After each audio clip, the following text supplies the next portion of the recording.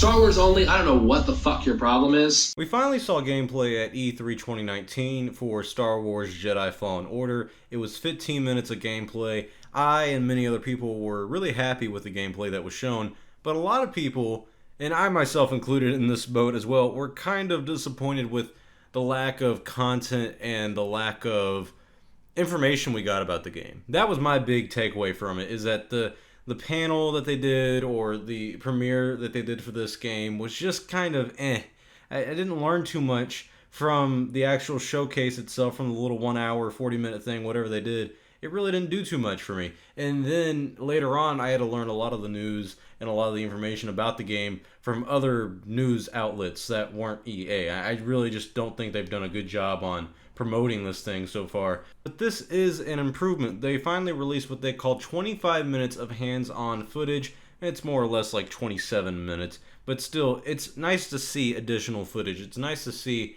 what the media people were talking about, because it sounded better than what we were actually seeing at the E3 demo. I mean, honestly, this looks a lot better than what we've already seen, and it shows more about the game that I like. Instead of just showing one little mission that brings you back to a planet that you've been to before and everything, something that felt very familiar and honestly very safe. They were being very safe with what they revealed and not revealing too much about the game and what we're going to see and all that stuff. It was just kind of vague, and it was stuff that really annoyed me, honestly. But if you get around to the 8.5 minute mark, you see some unique parts about this game that I personally like. One of them is that you go to your ship and you get to pick which planet you go to. These planets aren't named, but what I have learned from doing some research into the news that was released and all the interviews that have gone on is that half of the planets that we visit in the game are planets that we've already seen, and the other half are original brand new planets that have never been seen in Star Wars before. And I like that. I think that's a perfect balance of new and old content, of, hey, you remember this stuff? Cool. Well, this stuff is brand new. This planet is brand new. We're doing something new and different and adding new Star Wars content and new stories and new planets. That's exactly what I've been asking for a Star Wars game. It's something new and a new story that's interesting. And that's what this gameplay has hinted at. A lot more than what we've gotten at the E3 reveal. Even in the part where he tells Saul that he got his lightsaber from his master.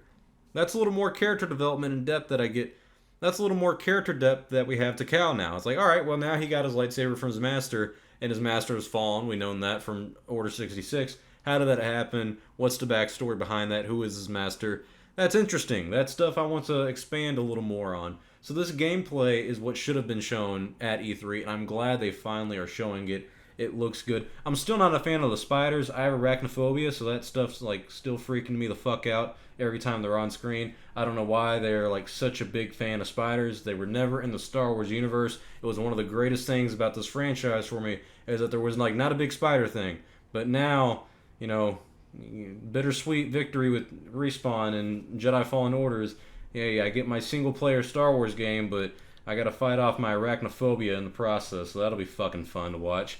But anyways, this gameplay looks great. The opening where you go to the AT-AT Walker, there's still some Clone Wars ships flying in the background, doing some damage. That was cool to see. This game adds some realism to it, and I like that. It's not just, you know, random AI stuff going around. The world around you feels a little more real. It feels a little more immersive, and that's exactly what this game needs. It needs to feel immersive. It needs to tell a story, because Star Wars fans have been craving a story-driven Star Wars game, and we're finally getting it. And let's hope this can deliver, because right now, from what we're seeing, it's mainly gameplay stuff, which is good. We're not getting a lot of story stuff, which is also good. And this game has a lot more to offer than what we've already seen, and that's even better. So hopefully this game can deliver. If you are planning to stick around and follow my channel for a while, when this game does come out in November, I believe, I will be giving away 2 copies of Jedi Fallen Order, one for the PS4 and one for the Xbox One,